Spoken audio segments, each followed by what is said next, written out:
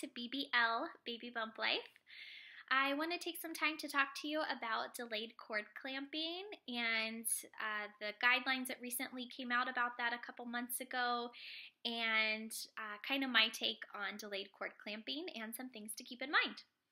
So what is delayed cord clamping? Well, this is after the baby is born, where the baby lays skin to skin with mom, and the physician waits anywhere between 30 or 60 seconds before waiting to cut the cord. They wait for the cord to stop pulsating and wait for the baby to get the appropriate amount of blood. Some of the benefits we've found: it decreases baby's chances of ever needing blood transfusions, and many other research that has been done that you can kind of look up in your free time. However, this recommendation that just came out, or guideline, I guess, came out in December of this last year, 2016. And it came out from ACOG. ACOG is the American College of Obstetricians and Gynecologists. And if you work in the maternal child fields, you know that that's kind of our guidelines. That's who we go off of based on their research and what they recommend. So before, labor and delivery nurses, physicians, we were kind of using the guidelines of doing the delayed cord clamping for just premature babies. So very, very tiny infants, we were waiting until that cord stopped to pulsate.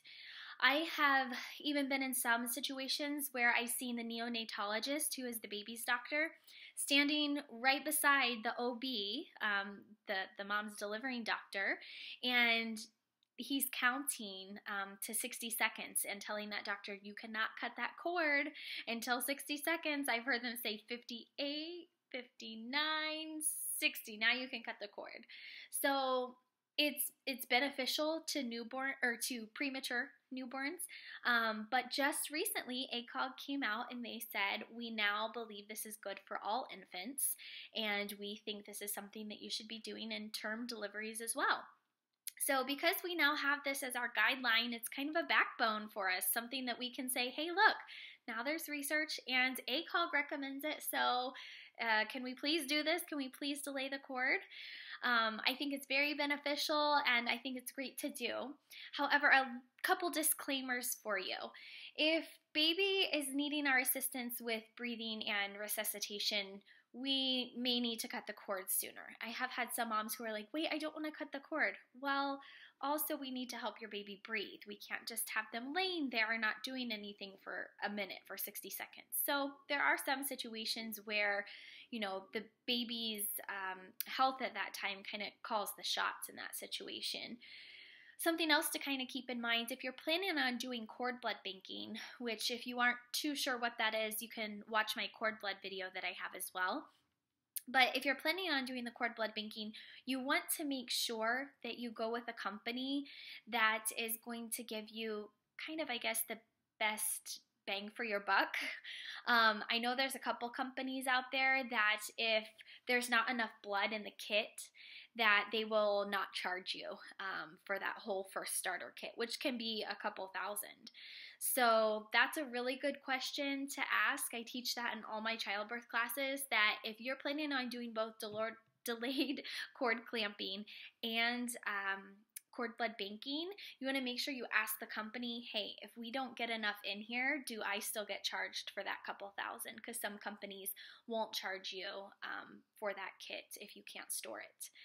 The other thing to keep in mind, I know there are two companies out there right now that the way they are processing the blood is at higher levels, so meaning you don't need as much blood and you're still going to get the, I guess, the same productivity or purposes of the blood. So that's something else that's pretty important, and I'm not going to say the names of those companies, but if you have any questions, you can always email me and maybe I will share them.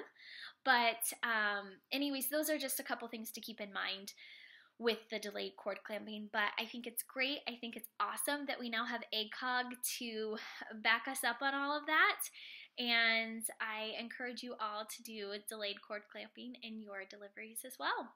So that's what I have to say about that. Until next time, guys, thanks for watching, and I will talk to you all very soon. Bye.